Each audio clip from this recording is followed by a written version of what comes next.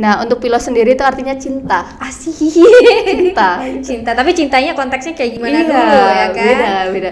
Terus kalau logos kan ya kadang kita artikan ilmu atau juga ada yang kadang diartikan kata gitu. Ya jadi di situ cinta ilmu.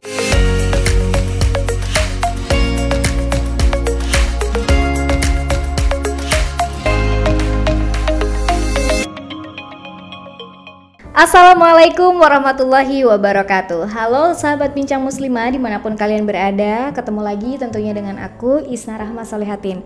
Nah di kali ini kita ketemu di segmen YouCast, YouTube podcastnya Bincang Muslimah. Oke. Nah sekarang sahabat bincang muslimah, di hadapan aku udah ada seorang perempuan muslimah yang luar biasa juga ya. Luar biasa karirnya di bidang manuskrip loh, keren banget.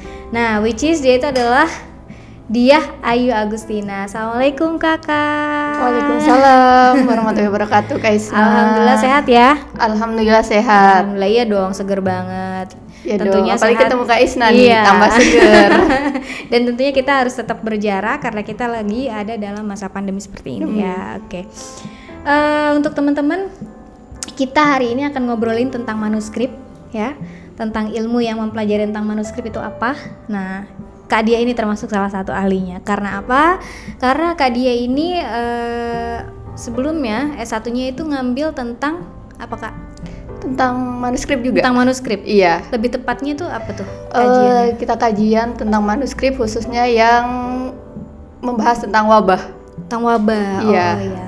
Nah, jadi sebelum ke situ aku kenalin dulu Kak Diah ini S1-nya ada di dua tempat. Yang pertama itu di UIN Syarif Hidayatullah Jakarta di jurusan Bahasa dan Sastra Arab. Terus yang keduanya ada di Darus Sunnah International Institute for Hadith and Sciences. Jadi selain ahli bahasa Arab, beliau juga ahli hadis. Amin. Amin. Tapi lebay juga ini. Ya doa dari teman-teman lah untuk kita semuanya supaya memang kita berkah ilmunya ya, termasuk teman-teman di rumah. Nah, Amin. Kak Diah lanjut lagi dong ke skripsi tadi. Kenapa sih kemudian Kak Diah ngomongin tentang wabah gitu? Terus kenapa kajiannya tentang manuskrip? Padahal kan kalau misalkan diteliti juga bahasa Arab tuh kan banyak gitu. Sedangkan manuskrip kan masih jarang gitu. Sebelumnya aku klarifikasi dulu ya, kayaknya terlalu lebay nih kalau dia mau ahli. Aku masih pemula, bisa dianggap terlalu masih pemula lah untuk menjajaki dunia manuskrip itu. Dan kenapa harus filologi gitu ya? Kenapa harus manuskrip yang kajiannya seolah-olah tuh nggak terlalu menarik? Kalau kata orang-orang itu filologi ya. Filologi. Filologi, apa itu filologi Kak? Mungkin teman-teman ada yang belum tahu di rumah. Oke teman-teman. Ini sih filologi itu mungkin menurut sebagian orang tuh nggak menarik ya. Dan aku terima kasih banget sih sama Kak Isna mau mengangkat, maksudnya setidaknya ngajak aku ngobrol ngomongin tema filologi. Jujur pribadi aku kalau diajak ngomongin tema ini tuh lumayan seneng karena sangat jarang orang yang mau ngobrolin tentang manuskrip filologi, gitu, untuk sejarah gitu kan lumayan jarang lah. Mereka kan lebih seneng ngobrolin topik-topik yang emang sekarang itu aktual, yang betul. itu kan lebih seru kayaknya daripada kita ngomongin naskah tulisan tangan yang ribet gitu ya. Jadi buat teman-teman, mungkin sebagian teman-teman ada yang udah tahu, ada yang belum tahu. Jadi filologi itu adalah salah satu disiplin ilmu yang dia itu memang berfokus kajiannya itu kepada manuskrip. Nah, terus pertanyaannya apa sih itu manuskrip gitu ya? Jadi manuskrip itu berasal dari kata manu dan skrip. Manu itu tangan, skrip itu ya yang kita pahami lah, skrip itu tangan, tulisan. Jadi kalau digabung manu dan skrip menjadi tulisan tangan. Jadi emang objek kajian filologi itu ya teks-teks yang merupakan hasil tulisan tangan gitu. Dan kemudian kalau filologi sendiri kita ambil pengertiannya itu dia berasal dari bahasa Yunani. Ya, biasanya pengertian ilmu pokoknya itu loginya itu logos. Iya, logos itu betul banget. Jadi filologi itu ya dari bahasa Yunani, dari kata philos dan logos. Nah, pasti itu udah mafhum banget lah ya kalau yang belakangnya logi itu. Nah, untuk philos sendiri itu artinya cinta. Asik. Cinta. Tapi cintanya konteksnya kayak gimana dulu ya kan? Beda. Terus kalau logos kan ya kadang kita artikan ilmu atau juga ada yang kadang diartikan kata gitu. Ya jadi di situ cinta ilmu gitu atau cinta kata dengan artian orang yang terjun di filologi mungkin mereka adalah orang-orang yang mencintai ilmu gitu ya. Ilmu, mungkin bukan ilmu ya, tapi spesifik ke perkata yang dan ada juga setelah masuk itu kan karena dari Yunani, kemudian masuk ke perkembangannya ke pengertian bahasa Inggris itu menjadi love of literature. Jadi mencintai kesusastraan Iya, gitu. betul. Karena gak bisa dibungkiri juga manuskrip itu kan adalah salah satu karya sastra yang berbentuk tulisan. Yaitu juga. Jadi itu yang menjadi objek kajian filologi dan berkembangnya itu. Itu tentang filologi ya teman-teman. Mungkin buat yang belum tahu, kayak misalkan aku kayak cuma sekedar tahu lah, karena dulu aku juga sebenarnya bahasa Arab gitu kan, tapi aku di pendidikan, cuma di filologi nggak seberapa mendalami, hanya 1 semester doang, dan aku nggak tahu tuh kalau ternyata ada terjemahan bahasa Inggrisnya bahwa filologi adalah the love of literature kayak gitu. Jadi emang luar biasa banget sih, karena menurut aku tuh dulu kajian filologi nih, aduh pusing banget ya kayak gitu. Jadi kayak mendingan yang sekarang aja deh, kayak misalkan karena aku pendidikan ya, mendingan kayak ngajar aja deh, atau tentang metodologi apa, atau tentang buku apa kayak gitu. Jadi kalau misalkan masalah manuskrip tuh kayaknya susah gitu loh. Oke, gitu ya teman-teman ya. Nah, tadi kelanjutin, kenapa sih kakak ngambil skripsinya tentang wabah gitu? Kenapa ya kalau dibilang kenapa? Apa karena jadi memang bertepatan dengan adanya pandemi saat ini? Oh, justru korpusnya itu ditemukan sebelum ada wabah di Indonesia. Jangan-jangan nih gara-gara penelitiannya Kak dia nih ya? Enggak ya? Jangan. Sebelum, bukan di Indonesia, bahkan di Wuhan. Oh, di Wuhan. Wuhan itu kan baru kisaran kalau nggak salah Desember akhir iya. Jadi kalau proposal skripsi aku itu aku ajuin ke jurusan itu bulan Oktober. Jadi kan belum ada wabah ya. Iya, dan kebetulan aja emang relate gimana nih? Dengan apa. Kita salahin gak nih Kak dia nih? Ya, aku jadi takut juga ini. Enggak lah ya. Karena kan mengundang juga. Enggak, karena ini murni ilmu ini ya, penelitian ya. Terus ada apa namanya tadi kan masalah wabah gitu. Terus kenapa sih tertarik dengan wabah padahal kan banyak gitu kajian yang lain? Oh iya, jadi ceritanya aslinya untuk mencari manuskrip itu susah-susah gampang ya. Susah-susah gampang karena emang aku setuju banget sih kalau kata Prof. Oman itu filologi is about reading manuskrip. Jadi kalau kita mau melakukan penelitian filologi ya kita harus mau nggak mau itu membaca manuskrip. Nah, sedangkan aku pribadi mungkin di semester akhir kan karena bentrok dengan tugas akhir yang lain, jadi tuh nggak fokus untuk ngerjain skripsi gitu Kak. Jadi kan nyari korpusnya itu ya susah gampang gitu. Nyari naskah itu harus nyari naskah yang belum diteliti orang.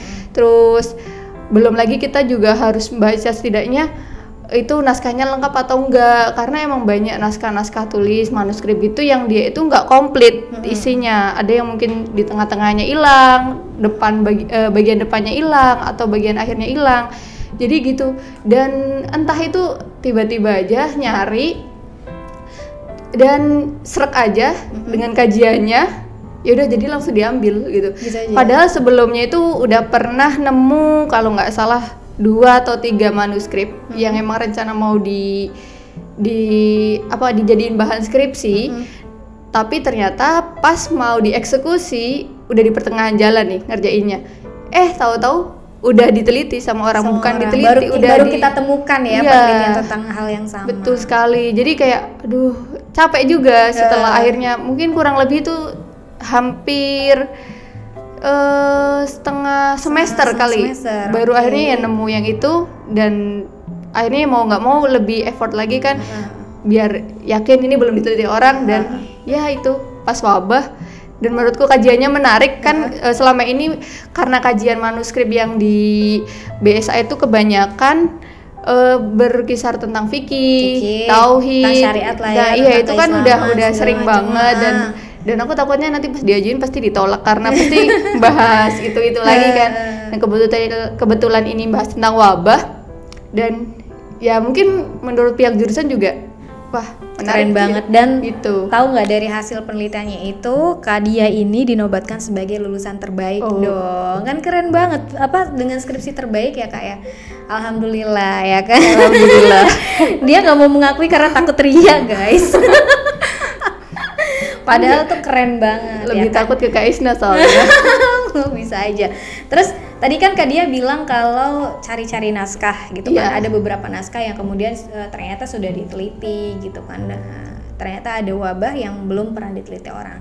Nah, mungkin Kak Dia bisa nggak ceritakan perjalanan Kak Dia nih dalam mencari manuskrip atau naskah-naskah tersebut? Mungkin kemana gitu? Barangkali ada yang tertarik ikut penelitian dengan Kak Dia, jalan-jalannya mungkin kan cari Iya, boleh. manuskripnya ya kan? Karena kan kita nyari manuskrip is about traveling too, right? Ya. Iya gitu. Bonusnya. Jadi, bonus itu bonus, jalan-jalan itu bonus. Iya, jadi emang niatnya ya selain kita ini ya juga Iya. gitu. Kalau dibilang gimana ceritanya, lumayan capek sih. Jadi dari satu tempat ke tempat lain, menjelajahi tempat lain. Biasanya kalau sekarang itu kan akses untuk apa ya? Untuk kita bisa baca manuskrip itu kan enak ya. Ada yang bisa via online, bisa offline gitu kan, dengan seiring perkembangan teknologi kan. Nah, kalau online aku sempat bolak-balik ke Perpusnas. Jadi itu pernah satu semester, kalau nggak salah itu pas semester 9. Jadi termasuk telat ya lulusnya. Nggak apa-apa. Nah, itu hampir satu semester tuh bisa sering banget lah ke Perpusnas. Sampai kadang nggak enak sama Petugasnya gitu, karena sekali ke sana tuh kan kita dikasih kesempatan buat minjem manuskrip itu dalam satu kita kunjungan itu 6 dan itu bener-bener aku manfaatin semuanya 6 Iya. itu bener-bener nggak Jadi ada slot sisa ya. kayak seolah-olah ya, dan tapi kemudian ternyata yang jaga itu akhirnya nanti jadi teman kan, karena di satu program itu. Terus pernah juga ke Arsip Nasional RI. Ya di situ itu, tapi di sana tuh nggak nyimpen arsip yang bentuk fisik. Yang microfilm, jadi kayak dulu zaman kita pakai apa sih itu yang radio itu kan kaset bulat gitu. Betul. Nah itu, dan ngelihatnya tuh kita di komputer. Dan komputernya tuh nggak seenak komputer sekarang lah. Itu tuh kayak emang kuning. Kalau lagi mujur ya kuning, kalau enggak ya ada tim-timnya pinggirannya gitu. Hitam putih banget lah ya. Dan itu manual, iya nggak enak kayak sekarang kan bisa klik gitu ya. Kalau itu klik satu-satu per halaman. Dan itu Kak Dia udah ngalamin itu semua Udah, gitu ya? dan itu pernah karena sampai sejam atau kalau nggak salah sejam mungkin di ruangan itu sampai mual. Sempet ngerasain sampai mual. Iya. Udah itu bolak-balik. Terus yang emang dulu pernah pas ngerjain tugas akhir di Darussunnah kan emang niatnya sekalian nyari naskah itu sampai ke Semarang. Wow. Nah ini nih yang dibilang bonus Nah, jalan-jalan ini tadi. jalan-jalan sampai nyasar gitu kan. Itu ketemu manuskrip tapi kemudian menurutku bahasanya susah dan itu kepemilikannya tuh masih dipertanyakan, antara punya Mbah Soleh Darat atau bukan itu masih dipertanyakan. Itu tentang Akhirnya apa? Tentang wabah juga itu? bukan, kalau itu tentang tajwid. Oke. Dan menurutku tajwidnya masih tajwid sederhana kan, yang itu udah umum lah dibahas orang, jadi kayak aduh untuk diungkap juga menurutku kurang menarik gitu. Ya mungkin bagi orang lain menarik ya, tapi aku sendiri belum dapet sense-nya gitu. Akhirnya ya udah, kalau untuk yang kajian naskahku sendiri yang buat skripsi itu dia online. Jadi ini enak. bukan yang nemuin di Iya. mana gitu. Iya. Tapi ada salinan manuskripnya Kak?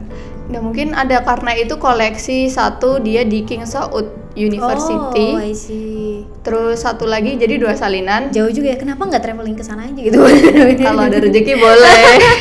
Tapi mungkin bisa dijadikan sebagai penelitian lanjutan ya. Iya. Nanti diajukan kemana gitu. Bisa, amin. bisa, amin. Semoga Mudah-mudahan. ada Tuh, gitu ya. Buat teman-teman yang mau daftar mungkin bisa. Bisa banget. Bisa joinan penelitian dengan Iya, Kak Dia ya. bisa kok, bisa join. Bisa. Biar nggak sendirian. Iya. Tulisnya Biar nggak lebih terkesan jomblo. Aduh, jangan diperjelas dong. Oke, nah lanjut. itu sih enaknya. Jadi buat teman-teman sekarang kalau emang males mau jalan-jalan, ya akses aja naskah yang online. Itu apa ya? Nggak ada alasan sekarang untuk tidak bisa menemukan naskah gitu. Betul. Itu sih. Keren banget sih, keren banget karena aku sendiri juga ngedengerinnya wow gitu ya, apalagi kalau misalkan dapat bonus yang tadi sih Iya, Kak. jalan-jalannya Kalau enak aku, banget. Ayo, kapan yuk? Kapan? Mau Iya. banget. Nah tadi kan Kakak mengkaji tentang wabah dan sebelumnya juga menemukan naskah tentang apa tajwid gitu ya. Pernah nggak sih Kak Dia menemukan tentang penelitian manuskrip tentang perempuan gitu? Kalau tentang perempuan ada sih di salah satu perpustakaan online naskah itu Dreamsy. Dreamsy itu kantornya di PPIM ya, itu punya koleksi naskah online. Dreamsy itu ada yang dia judulnya kalau nggak salah Serat Fatimah. Jadi memang menceritakan keseharian Sayyidah Fatimah. Cuma emang aku belum sempat baca semua dan sempat baru ngeliat depannya. Itu emang tentang Sayyidah Fatimah dan itu bahasanya kalau nggak salah entah bahasa Melayu entah bahasa apa, itu perlu dilihat ulang sih. Tadi aku coba nyari kan, cuma belum nemu karena emang kan pakainya kode ya, bukan judul gitu. Itu tapi kalau aku pribadi untuk pernah meneliti enggak sih untuk sejauh ini khusus tentang perempuan belum ya. Iya. Selain itu juga ada sih teman dia tuh mau neliti naskah khusus, naskah yang membicarakan tentang perempuan. Ini naskah yang ditulis oleh kalau nggak salah Habib Salim bin Jindan, tapi masih dalam proses pengerjaan ini. Itu sih banyak hal sih kadang yang kita temukan di manuskrip. Cuma ya emang lagi-lagi kalau kata Prof. Oman itu manuskrip itu kita menyelami manuskrip itu kayak kita masuk ke gua.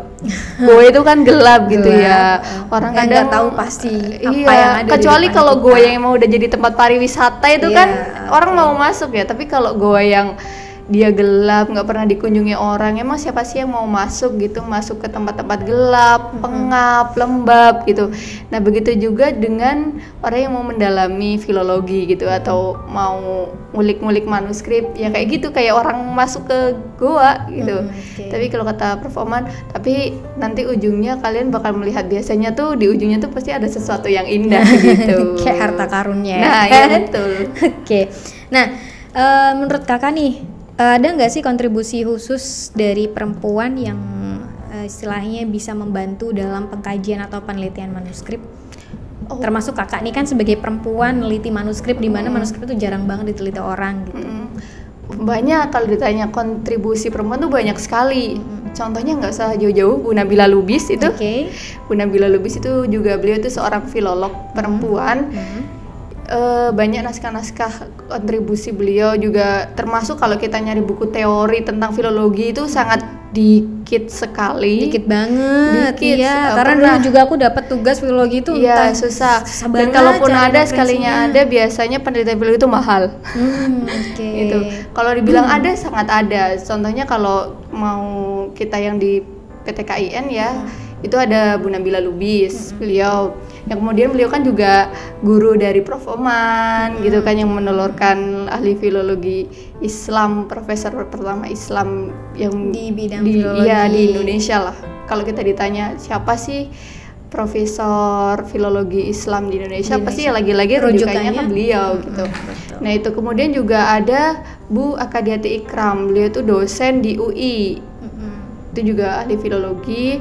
Terus kalau itu yang di Indonesia masih banyak lagi ya. Terus juga kalau di luar itu ada Bu Anabel. Iya. Bu Anabel itu juga beliau sekarang sibuk di British Library.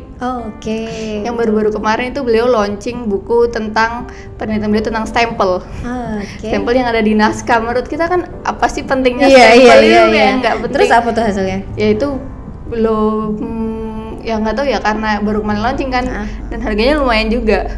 ya jadi kalau mau beli juga kemarin tuh sempat tertarik, cuma pas tahu harganya aduh, karena sih kayak mahasiswa ya buat apa sih stempel di buku gitu ya kan. Iya betul. Tapi mungkin itu kayak neliti tentang otentisitasnya si stempel itu tadi, tahun berapanya segala macam. Iya bisa kan gitu. Dan itu gitulah, jadi kayak kadang tuh hal-hal yang menurut kita sepele, kayak nggak menarik, tapi mungkin di tangan orang yang tepat hal itu tuh jadi menarik gitu. Jadi cantik. Iya. Jadi seksi tadi kata Kak dia, ya gitu. kan? Iya, jadi memang apapun itu kalau misalkan memang kita sudah di bidangnya, like everything's gonna be easy dan emang cakep banget gitu ya bakalan. Oke. Nah, Kak, tadi itu tentang kontribusi perempuan. Nah, terus kalau kita ngomongin tentang filologi, manuskrip dan lain-lain, tadi kan kita memang kayaknya kita sedikit mundur ke zaman yang lalu gitu kan. Nah, itu kira-kira nih relevansinya dengan kehidupan kita sekarang tuh apa gitu? Karena kan kita mengkaji naskah-naskah aja yang mungkin menurut sebagian orang ngapain sih itu kan naskah lama, emang apa pentingnya buat kehidupan kita sekarang? Mungkin sebagian orang bisa berbicara seperti itu. Nah buat kakak sendiri sebagai peneliti manuskrip tuh kayak gimana tuh? Mungkin akan meluruskan pandangan itu. Aku sih yakin history is a repetition. Sejarah itu hanya pengulangan gitu kan. Jadi apa yang pernah terjadi di masa lalu itu nggak menutup kemungkinan akan terjadi juga pada sekarang atau yang akan datang gitu. Jadi kita bisa belajar dari apa yang telah lalu agar semua kalau yang telah lalu itu ada lubang itu bisa kita tambal hari ini gitu. Kayak contohnya ini yang aku sadari banget tuh pas aku ngerasa banget ya, pas aku emang neliti tentang naskah wabah ini. Itu tuh kerasa banget kayak baru kemarin aku tuh pusing dengan istilah isolasi, physical karantina. distancing. Itu kayak aku bingung banget gitu, bingung banget. Tapi dengan mudahnya orang-orang itu memahami pas wabah itu ada gitu. Beneran ada gitu. Dan sampai ada kan beberapa itu kan wabah pernah terjadi dan itu bukan hal yang baru gitu. Itu emang sering terjadi.